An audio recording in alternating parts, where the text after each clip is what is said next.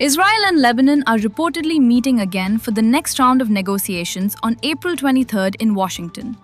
Though both nations see lasting peace, the prospects of it might get weaker if Israel continues to occupy southern Lebanon. As per a BBC report, Israeli forces are still operating in the south of Lebanon in response to Hezbollah's threats. For a comprehensive agreement, the Lebanese president and Hezbollah demand the complete withdrawal of Israel from their region and facilitate the return of 1 million displaced Lebanese to the area. The second round of negotiations is expected to revolve around this overriding prerequisite of peace between the two nations. The United States offered a mediating ground to Israel and Lebanon for historic peace talks. President Trump described this as offering a little breathing space to the warring nations. Hours after the reports of the Lebanese president declining to talk directly with Israel's PM Benjamin Netanyahu, President Trump announced a 10-day ceasefire between the two nations. On Truth Social, the US president said that he had a conversation with Lebanon's president Joseph Aoun and a ceasefire for 10 days has been achieved.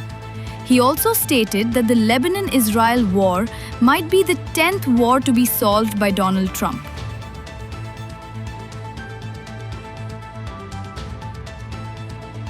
A ceasefire for 10 days has been struck between Israel and Lebanon.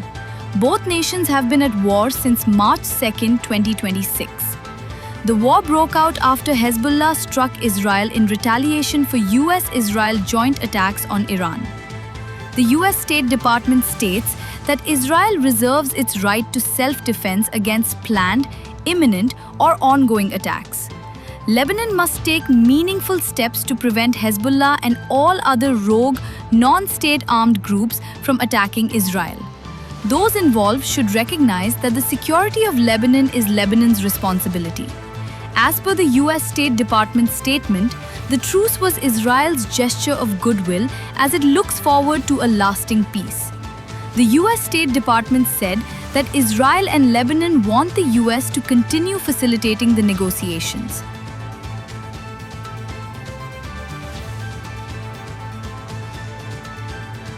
Israeli PM has called for a concrete solution to Hezbollah's terror plots. Netanyahu has welcomed the negotiations with Lebanon and has sought a sustainable peace for Israelis. The meeting revolves around two major issues. First, the disarmament of Hezbollah. In November 2024, Israel and the militant group of Lebanon had agreed to a ceasefire. The ceasefire broke down after Hezbollah struck Israel in support of Iran. The US and Israel launched an attack on Iran in February 2026, which led Hezbollah to launch counter-strikes on Israel.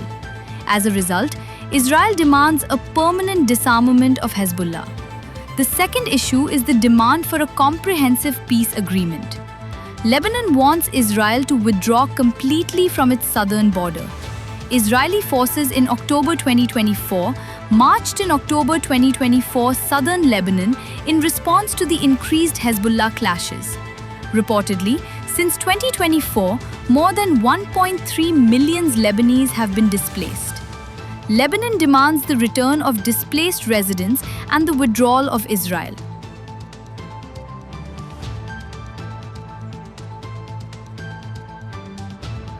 The Lebanese government earlier sought an immediate ceasefire before proceeding with further negotiations. It had also clarified that no one should negotiate on behalf of Lebanon. However, President Aoun thanked Trump for facilitating peace talks between the two after 34 years. On April 14th, Israel and Lebanon, after decades, held their first set of high-level direct talks in US. The meeting included the US Department of State Secretary Marco Rubio, Israel's Ambassador Yechiel Leiter, and Lebanon's Ambassador Nada Hamadeh Moawad. However, the talks did not produce any solid deal or a ceasefire then, but the US had called the meeting historic. Both sides agreed to pursue talks for a lasting peace and cooperation. Reportedly, Lebanon's Shia Islamist party Hezbollah has shown willingness to cooperate, provided Israeli forces do not have free movement in Lebanon. In another post, President Trump signaled that Hezbollah is expected to act nicely during the ceasefire, as good things would happen to Lebanon.